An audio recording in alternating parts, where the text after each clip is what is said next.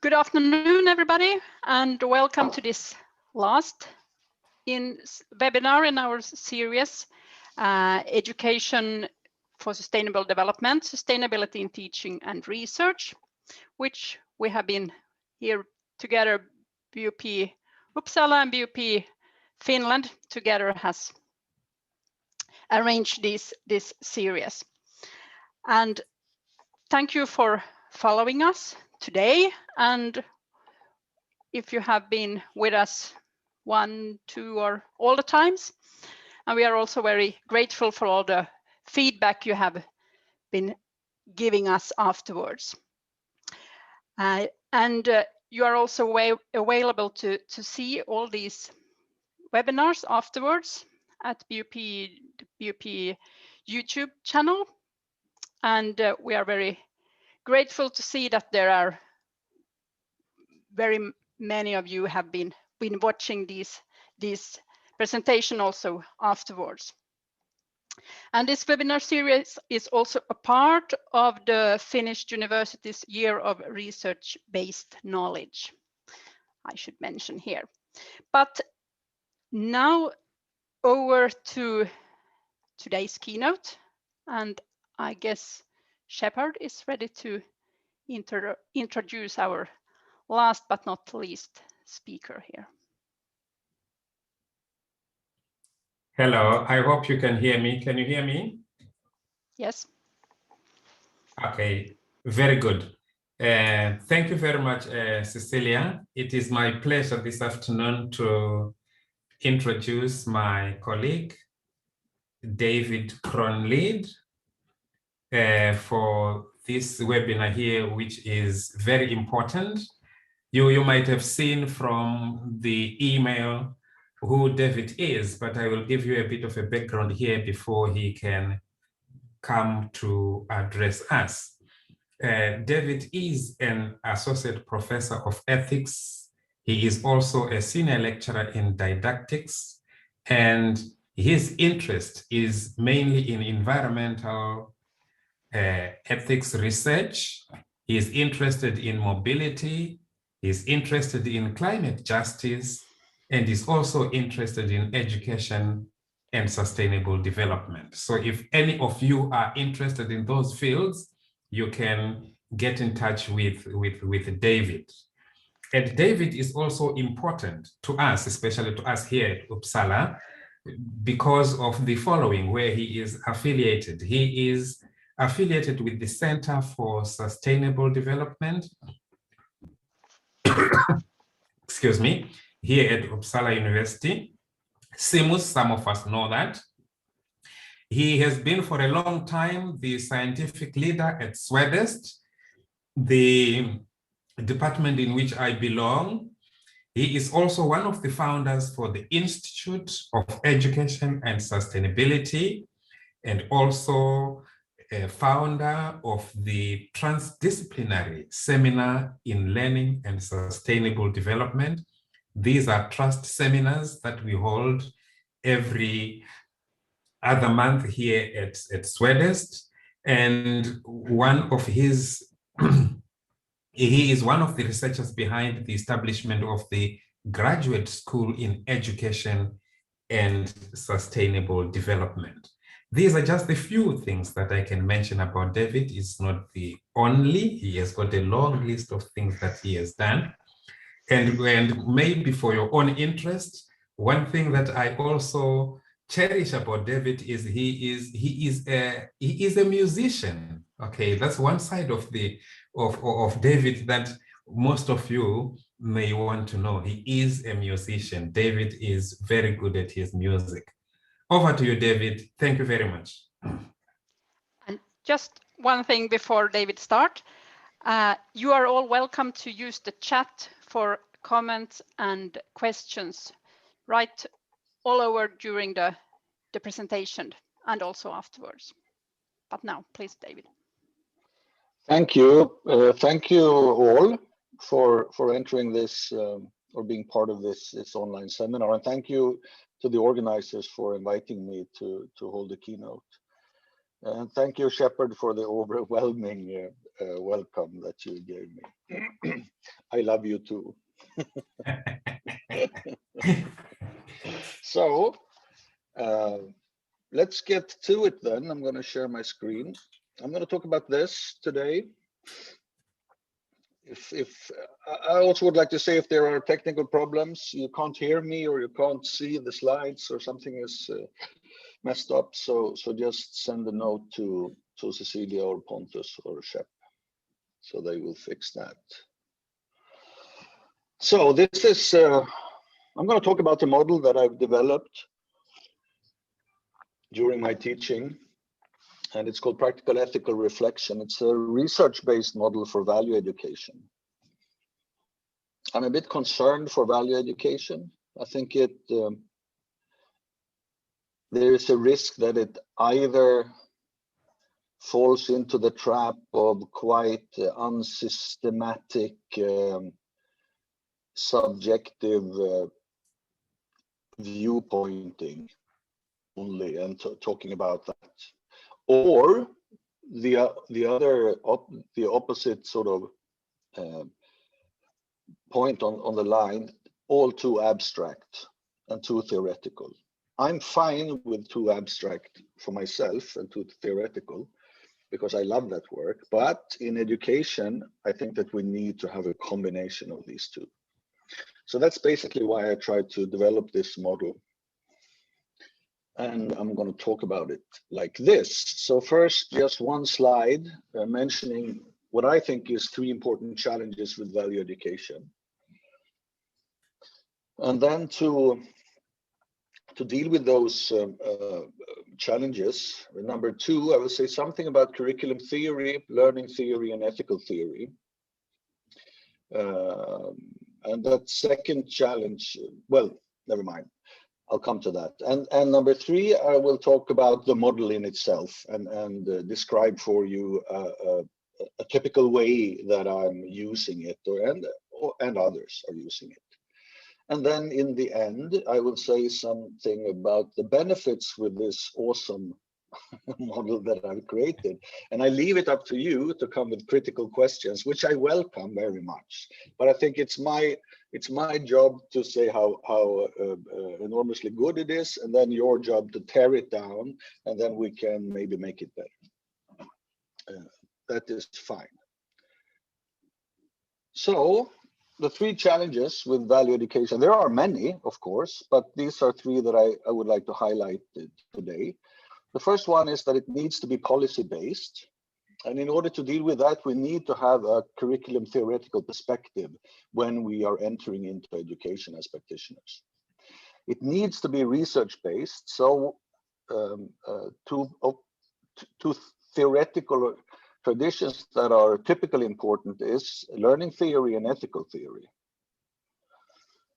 And then it should be transformative. And the challenge of transformative learning, transformative value education, the reason why I put it up there is that there is, as all of you know, a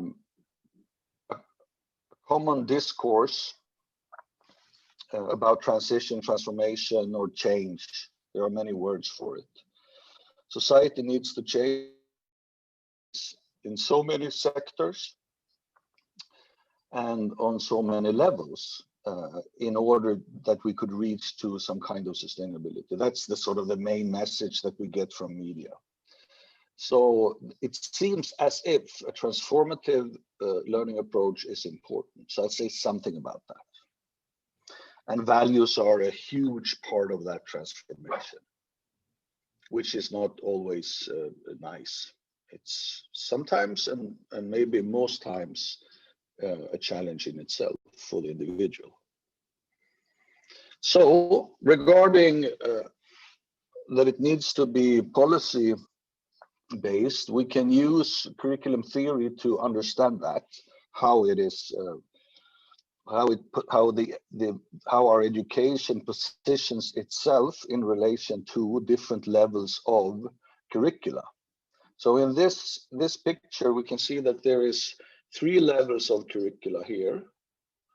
We have the ideological curricula, UN, UNESCO, the formal curricula, which are national and regional guidelines, and then the experienced curricula by the students. And these three levels interact or transact with the surrounding society and the perceptions of knowledge and values that are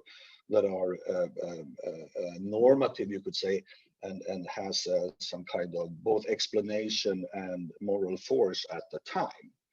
So curricula is not, in other words, written and formulated in a neither epistemological nor value neutral setting.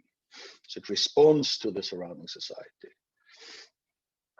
And what is interesting, I think, with education is that it highlights, and so does also my model here that I'm going to talk about, the experienced curricula.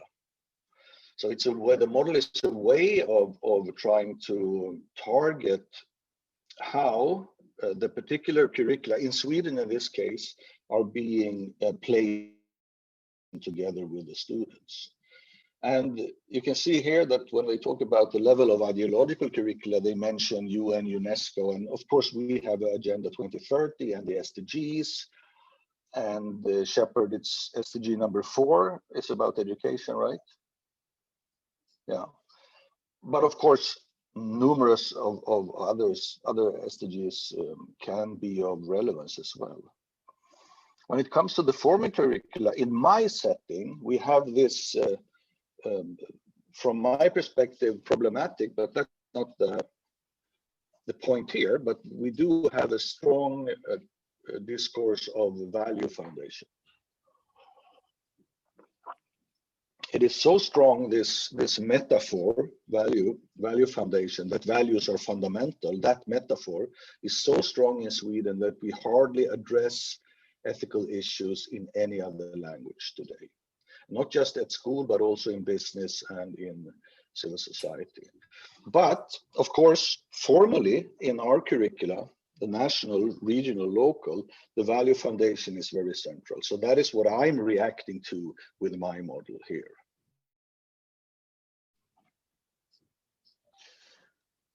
Okay, and then we have the next point then is learning theory.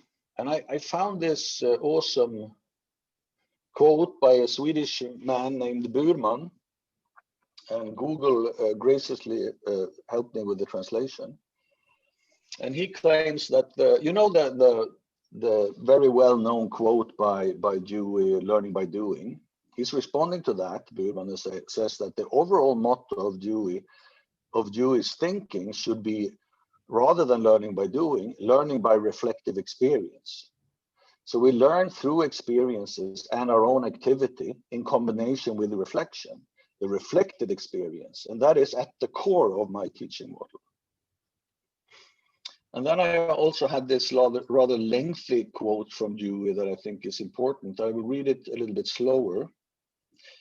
I think it also touches upon a couple of things that is important for me and why I argue for this way of doing value education.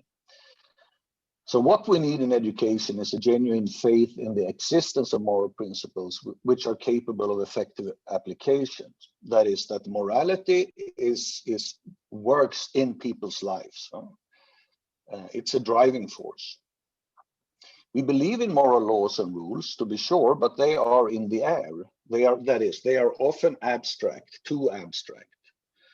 They are something set off by themselves. They are so very moral that they have no working contact with the average affairs of everyday life. And of course, as an ethicist, an ethics scholar, I don't care about everyday life that much. I'm very happy with being in the air together with Dewey and thinking about the concepts and the theoretical consistency and all that. But in education, we need to make value education, therefore also ethics, relevant. So they can't be in the air anymore in a pedagogical sense. They have to be in contact with the average affairs of everyday life. So these moral principles need to be brought down to the ground through their statement in social and in psychological terms. And that is mainly what I'm trying to do. I'm trying to combine the power of ethical theory, the clarity, the nuance in ethical theoretical language with students' moral experiences, and use ethical theory to help them to reflect upon their often ambivalent and hard to solve dilemmas that they are facing, that we all are facing, but we are not in school anymore. So just a short comment from my supervisor when I did my PhD, Professor Emeritus Karl-Henrik Grenholm. Ethics is a critique of morality. Its task is to analyze and critically examine perceptions of what is good and right. And this is exactly how I think that we should use ethics in value education.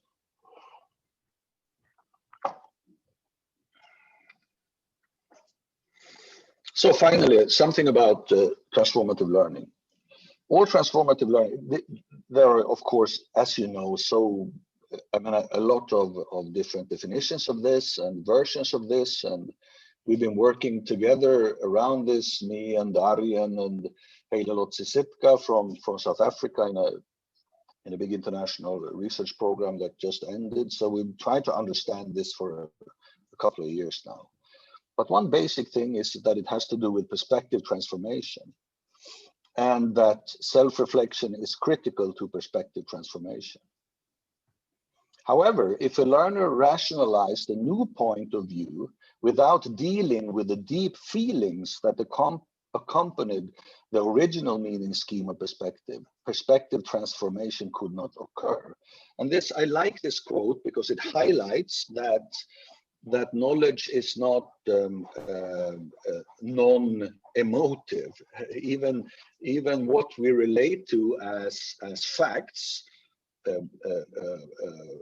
relates to our emotions in different ways, and values do so even more.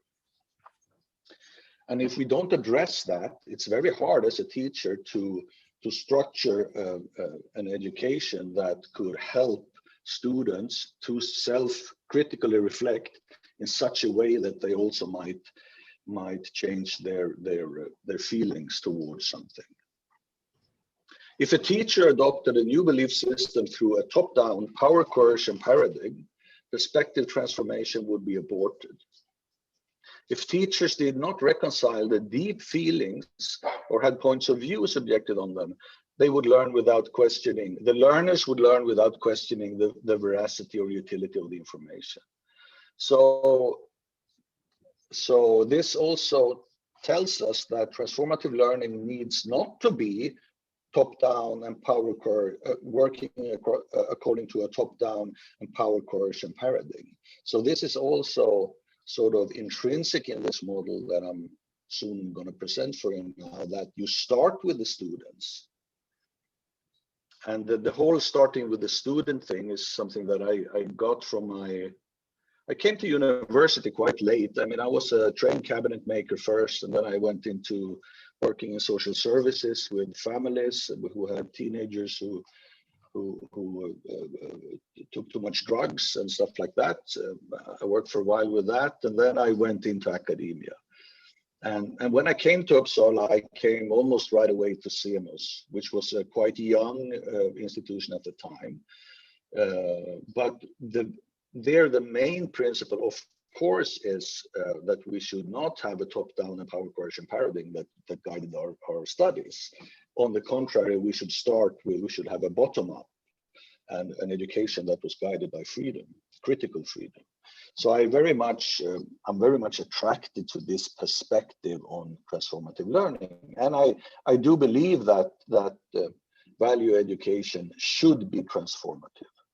And I hope that someone disagrees, so we can have a nice chat about that later.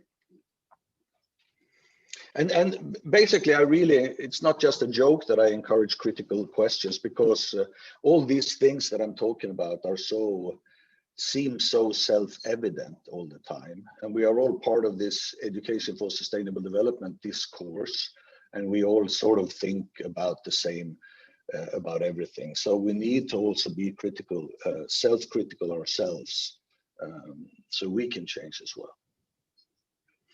All right. So this model now, which I call practical ethical reflection, and this practical, it comes from that we usually divide ethics studies into theoretical, we divide it into normative, descriptive, and meta-ethical studies, and then applied ethics. And applied ethics is, of course, when you apply theory to a certain area of life. For example, all kinds of professional ethics theorizing is applied ethics, or animal ethics, or environmental ethics, or care ethics. But what I want to stress with practical is that you start with a learner. So in that sense, it's practical. It should be a C there, I see, in practical, it's a K.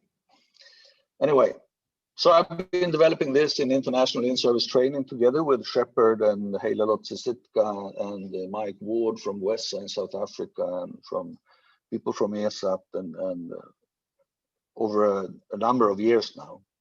And then I've also been developing it through my work in Swedish in-service training with teachers. And we published a little bit about it, me and Johan Öhman from Örebro University. So, any questions so far? Should we take a break and take questions, or should I just move on, Cecilia?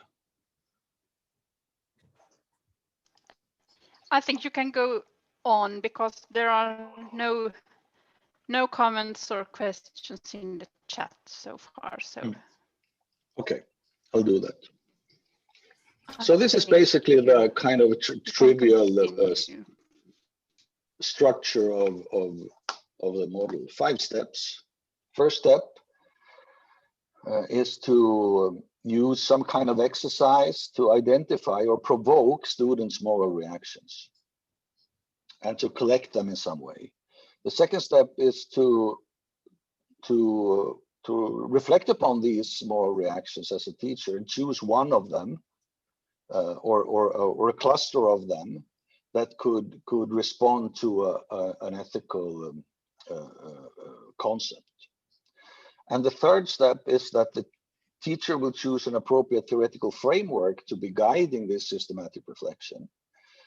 And then you go on and do the reflection with the students. And at step 5, you save these, both the reactions and the reflections, for a continuation in your value education. And I will get into these steps now a little bit more in detail so you understand it better. So this is a typical starting point. This is a picture of a storm, a tropical storm in Vietnam. The storm was called Jebi. It hit the northeastern part of the province in 2013, and it was the Save the Children Association was estimating about 700,000 people, and among those 250,000 children could be affected by the storm. So I would start with something like this, something that I know, a picture or a movie or a narrative, a story that I know has some kind of provocative power, that evokes moral reactions, right? And those moral reactions should be unfiltered. We don't need them to.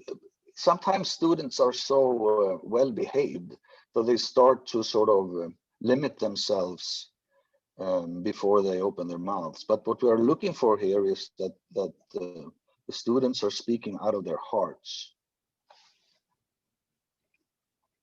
And it could look like this. Who is really responsible? I want to care for the child. Someone ought to protect them. Super hard. This is not our problem. We are guilty. Everybody should know about this. Stuff like this has always been around. I don't understand why this is my business. Why don't somebody do something? I get worried. I panic. Politicians need to act now. All these kinds of reactions. Disgusting. I don't care. You know, everything that comes should be up there on the board or on small pieces of paper, or I mean, in relation to the method that you are using as a teacher. And what you're doing then is you try to maybe at home in between classes or in a pause or something, try to look at this and see if you can find something that is important to work with together with the students.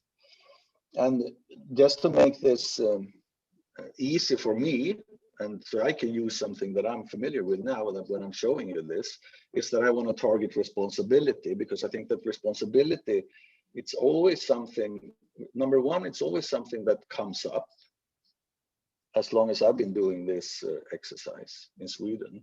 And number two, it's a very strong discourse within the relationship between young people and sustainable development. We teach them that they are responsible, not only for themselves and their families, but also for nature, for the society, for poor people in other countries, even for coming generations, for crying out loud. So responsibility is a very, very strong discourse, at least in Sweden. So it's important to address the issue for that reason too. So I'm always happy when it comes up. So what I'm doing then in step 3 is that I'm trying to find a typology or some kind of a coherent conceptual framework consisting of different sub-concepts that I can use to discuss with the students and bring the idea of responsibility back. And this is how his framework looks like. It has 5 aspects in this version. So talk about responsibility agent. You break down the concept of responsibility into sub-subjects, right? Or sub-concepts. Responsibility agent, object, area, condition, and action. And you go through this one by one. So of course you start to ask questions, and for each of these you can use various methods, writing exercises, small groups, whatever you feel comfortable with, of course, or you can just have a discussion. I mean, who is or ought to be responsible? When I'm doing this exercise, I get often answers like, well, we are, or taxpayers, or companies, or the generations before us, or stockholders, or there's a long list of potential responsibility agents. And then of course one sub purpose with this exercise is also to help them to find some kind of rest in their dilemma, to find a way forward, to navigate this responsibility landscape that they are living their lives within. So we are breaking this down also, not just to give them a more nuanced language, to talk about their moral emotions and their moral arguments, but also so that they can feel a little bit better about themselves in the scheme of things. So that's the first one. The second one, sorry, I forgot to fatten these now, but I just do this so you can see what I'm talking about. So the responsibility object, who or what ought we to be responsible for? If we look at this picture that I showed you, is it the woman? Is it the woman and the child? Is it both? Is it all women at this village? Is it the infrastructure that seemed to be totally destroyed by the tropical storm? Is it nature? What is it? And what are the reasonable arguments for a 13, 16, 18-year-old, 21-year-old to be responsible for these objects? So it's immensely important to have a research-founded value discussion about these issues, and not just to go about talking about this willy-nilly. Responsibility area, how far reaches our responsibility? What is it that makes it so self-certain that I am responsible for Shepard's family back in Zimbabwe? Intuitively, I feel that I'm responsible because I know him and I love him, and I sort of intuitively also love his family, though I never met him. So there's a reciprocity in that, but really I never met them. I'm not in a position that I can take care of them. Are they really part of my responsibility area? Maybe they are, and maybe there are good arguments for that, but then we need to work with that. Does the responsibility area really reach into the future? Targeting people that don't even exist yet. Seems weird, huh? If responsibility, like Dewey says, as a moral concept should have some kind of practical effect, is it really a reasonable way of arguing that we should take responsibility for non-existing people and places? Well, some people argue it is, right? There are strong arguments for that. And some people argue there is not. Some people would say that there are practical reasons for starting here and now. But we need to discuss this with young people in order for them to find a way to draw their own line where they should, how they should sort of interreact on their own feelings regarding these issues. And then the next one is responsibility condition. What kind of condition are we, or as responsibility agents, responsible for? If we go back to this picture that I showed you in Vietnam, is it health? Is it literacy? Is it health, also health to make sure that the baby lives and grows to an adult age? Is it the well-being of the ecosystem? What is it? Is it a functioning economy? I mean, sometimes I think that the moral discourse is sort of misused because it's so easy to claim that we are responsible for this and that, but it's so hard to really understand what it is and why. And it's our duty as teachers, if we're working in the field of value education, to help young people to understand it better, at least, than we did when we were young. And then the final aspect is responsibility action. What does it mean for me to take my responsibility? Of course, then I need to understand, who am I? What kind of actions am I capable of? What are the potential consequences of my actions? What knowledge do I have that sort of are at service for me? What is the difference between me and the CEO of Volvo, for example? What is the difference between me as a moral agent and my 10-year-old, who has some moral agency, right? But maybe we do not have the same kind of responsibility, probably not. So when you get to here in the reflection, in the wheel, then you get back to, okay, let's look at the responsibility agents again, who ought to be responsible. And maybe you sort of rewrite that list again and start over.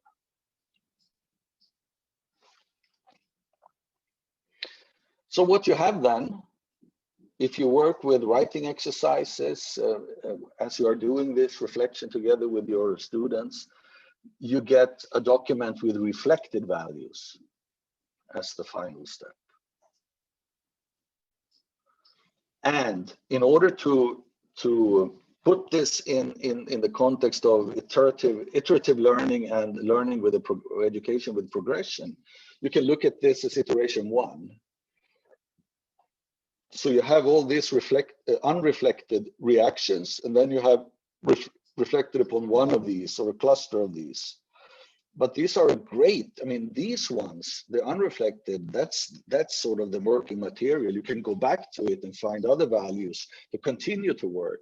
You can work with the concept of responsibility in another area and continue to work. So you have progression in value education. Maybe you have to introduce a new set of concepts. And doing this kind of and fun and creative and hard. So it's a great thing, actually. Anyone who's interested in value education, I would recommend it. And now to the final thing now, the benefits. I think it's interdisciplinary in the sense that you don't have to be an associate professor in ethics to be able to work like this. The only thing you need is you need to understand where to find moral theory, that is ethics, or moral philosophical theory, to help you, to give you these conceptual tools that you need to be able to do a systematic reflection. It's non-tendentious, that is, it doesn't aim to argue for a specific set of values,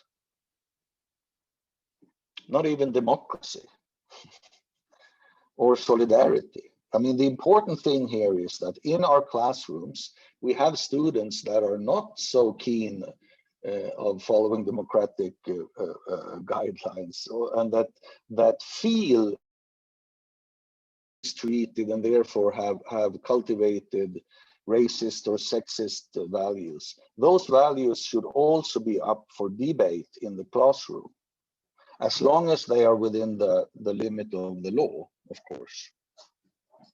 So it's non-tendentious. We're not aiming to create some kind of IKEA morality here, where everyone should think the same. We're fine if we have a multiplicity of normative views at the end.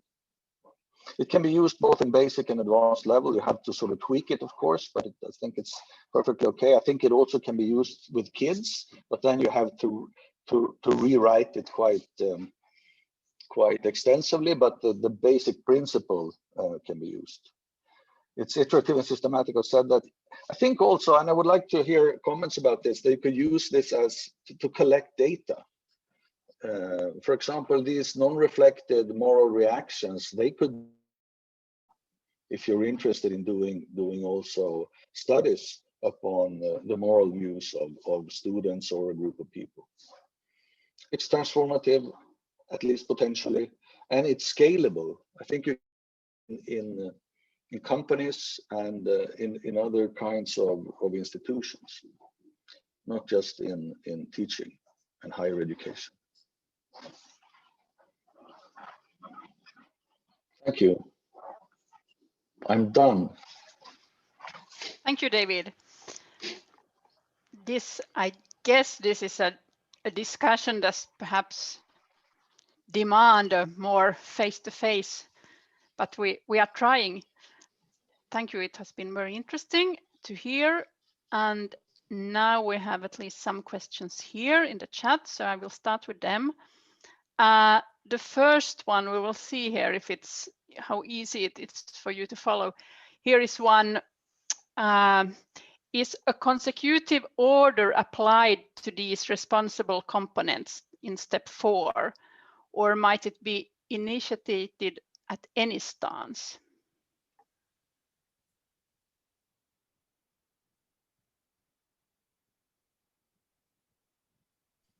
I don't. Could Loretta, could you expand on that one? Yeah, I guess it was something very spontaneously when you said something there in step 4. Or is it like they have to come like 1, 2, 3, 4? Is that the question? Sorry, I can't help you, but perhaps Loretta, if you dare, you can perhaps explain it a little bit more.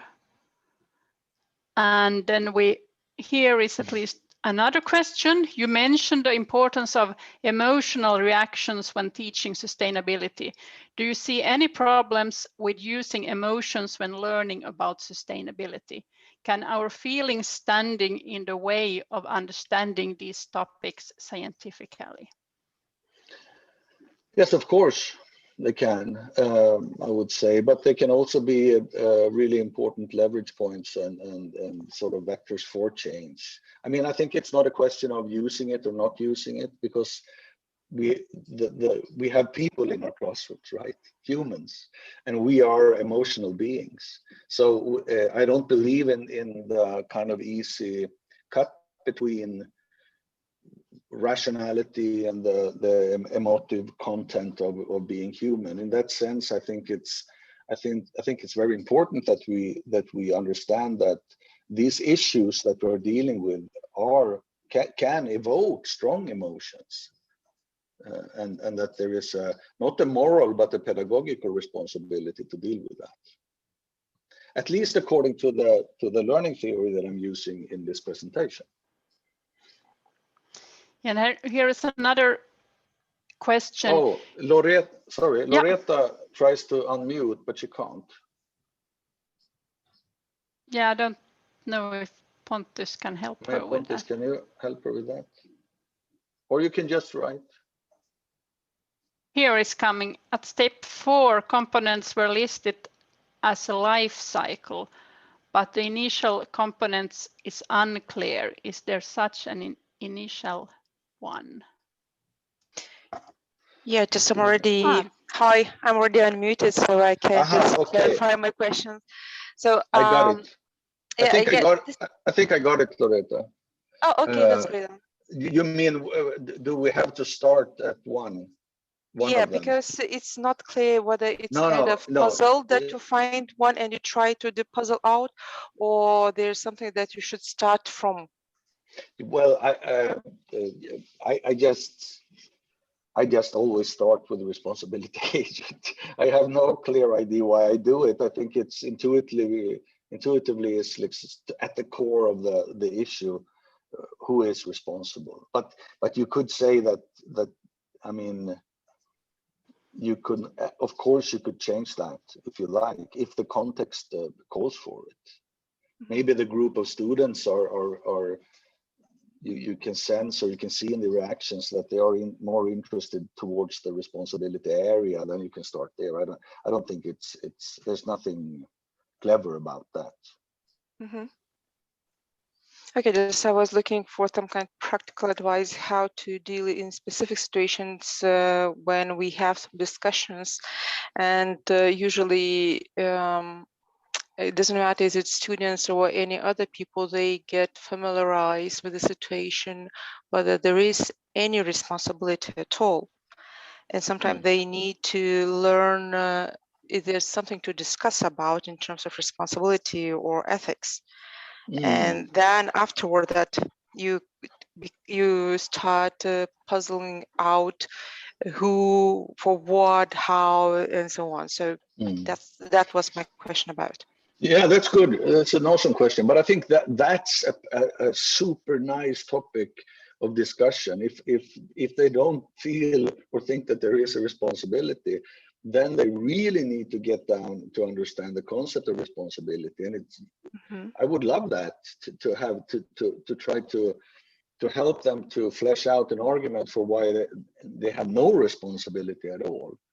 To use other cases, like when they feel that they have responsibility, what are those cases? What are the qualities of those cases? How do they relate to the people in those cases? And try to translate that into these kind of global questions and see if they carry through, so to speak, carry over. But I think it's a great question, because I think also that a plausible answer is that I don't have any responsibility. That's why I say it's non-tendentious. So it's not that we should. I don't think that I should try to make them feel responsible. If they, after the reflection, their conclusion is that, oh, thank God I'm not responsible, that's fine. I mean, that's fine, because one important thing for them is that they have a nuanced language. Language is knowledge, and we can see how psychology shows us that the more nuanced the language is, the better we get to dealing with our own anxieties and dilemmas. So there is sort of a Bildung aspect to this as well, I think. Yeah, that's true, and I fully support your argument. And given my own experience, because I'm at a I work in the value management and not entirely in education field, but I do keep on the thought that doesn't matter what the situation or stance is, but there shouldn't be an entire responsibility, because by being responsible, there is someone in terms of whom you remain also irresponsible, which is mean there is no full responsibility at all. It's not possible in philosophical terms and as well as in practical terms. So there's also kind of competing things that happen. So thank you, very, very interesting presentation. Thank you, Luna. Yes, we have one perhaps quite practical questions here. Why are the share of the different aspects in the circle of different size? Laziness. I like the picture. I downloaded it as a sort of tools for the software Keynote in my Mac. And then I just realized that there were different shares. And since I'm a qualitative scholar, I don't care. So I know that it might be confusing, but it has nothing to do with the importance of the aspects or anything. It's just that I don't see that, those kinds of things. So thank you for pointing that out to me. I will correct it. And here is one.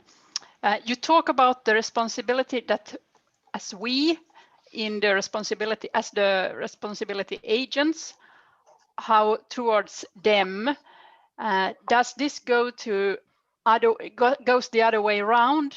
Are they responsible for us, or is the responsibility agents like that have a moral responsibility? I don't know. What do you think? Who asked the question? I don't know. It comes through. Was it Pontus? Pontus questions? Yes, it was Pontus questions. Ah, okay. What do you think, Pontus? That's a good question. I was hoping that you would have an answer for that, but it's a moral question, of course, and it goes towards, I don't know really. Well, I think it's an awesome question, and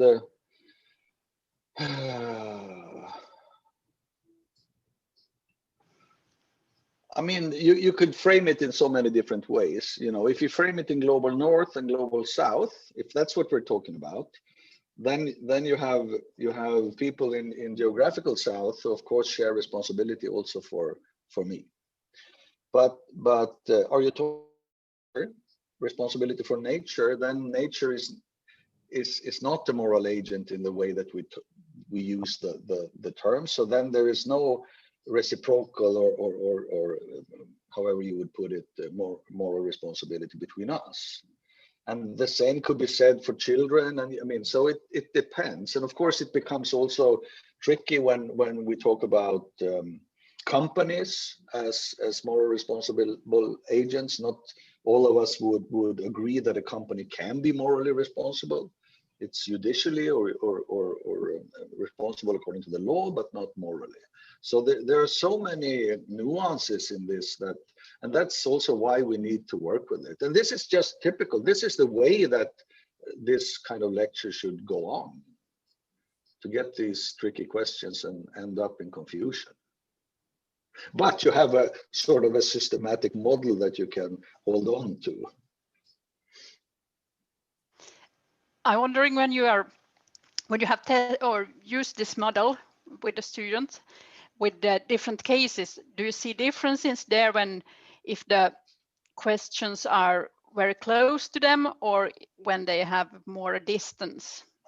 Yes, I do. I for a couple of years I used a kind of a movie called Santa's Workshop.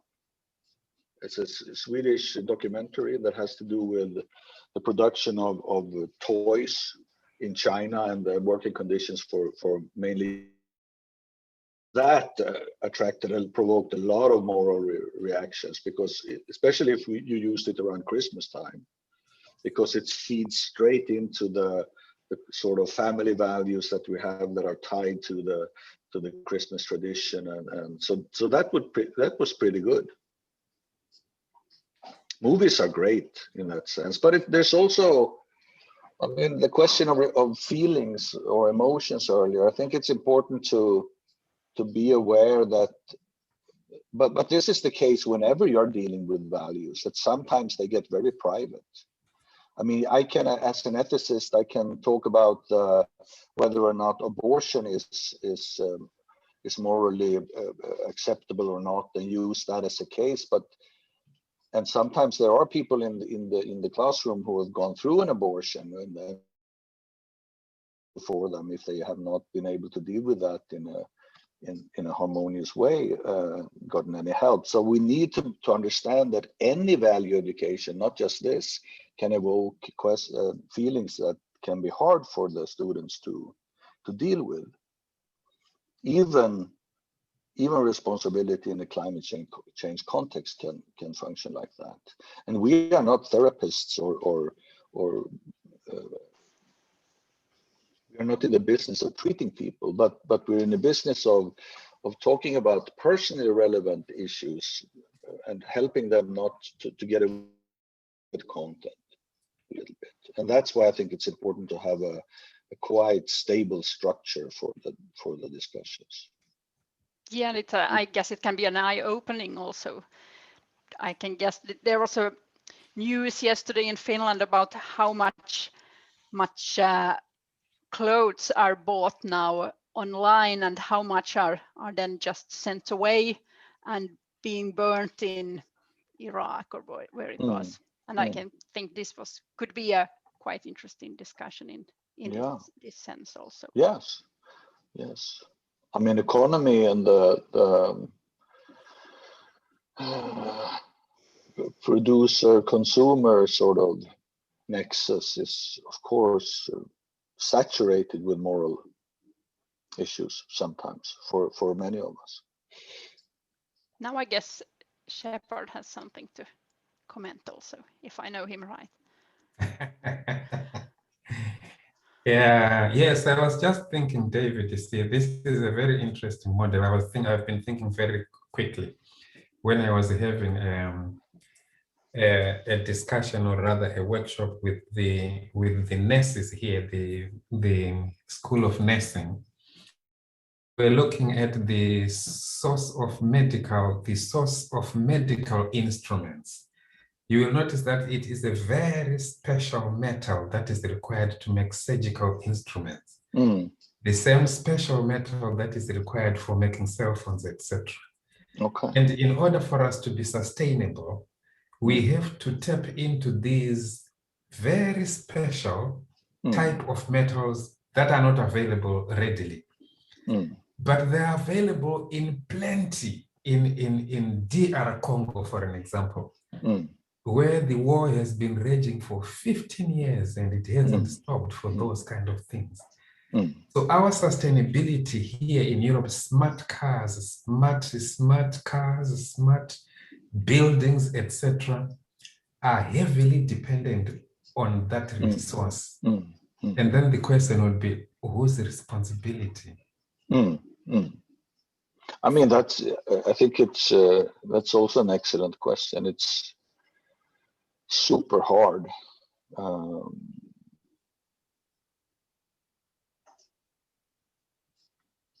Because I have nothing. I have nothing for you at the moment. Just that I acknowledge that is the case, and that it's something that we need to deal with also in ethical terms. Yes, I'm throwing it in because it is, sometimes we think we do have answers to issues that are wicked. And it is very important when we work with students that say, some of these issues are really wicked. We should not pretend that we've got an answer to everything. No. No, the unknowns are immense. Yeah. Growing in numbers.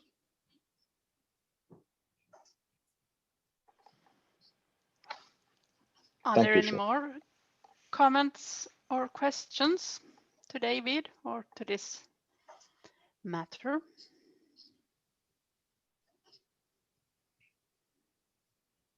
It's ended here with a big silence. Oh, that's fine. It's silences are important resting places as well. That's true. Yeah. Like he says, what's his name, Shepard, the old pragmatist philosopher? Williams? Is there a Williams?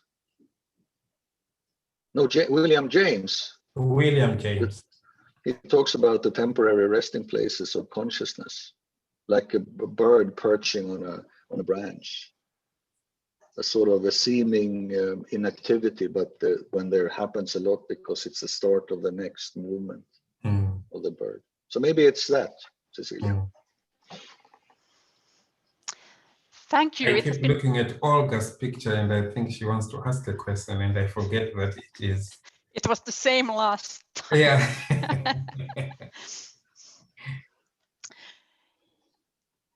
Yes, but if somebody wants to also speak out, please note that in some way, so then Pontus can let you in.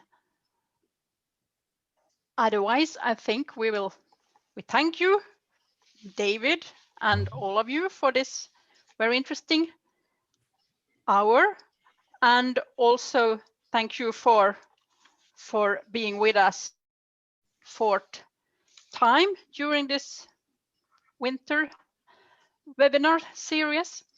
And they will, as I said before, be available afterwards on the BUP YouTube channel. And we are also grateful if you are giving us some feedback when we send out a feedback survey tomorrow. And as this has been a big success, we have been over 70 at the most this afternoon also. So I think Shepard and I will continue with this webinar series next autumn or winter. So stay tuned on the BUP weekly newsletter, then you can see when we are starting again. And if you have suggestions for any topics, please come back to me with that. Thank you. Thank you. Thank all. you. Now I have seen a lot, so thank you. Cool. Thank you, Cecilia. Tack, kiitos, everything you, here. David. Much appreciated. So thank you, David. I thank all of you. Bye-bye. Bye-bye. Bye.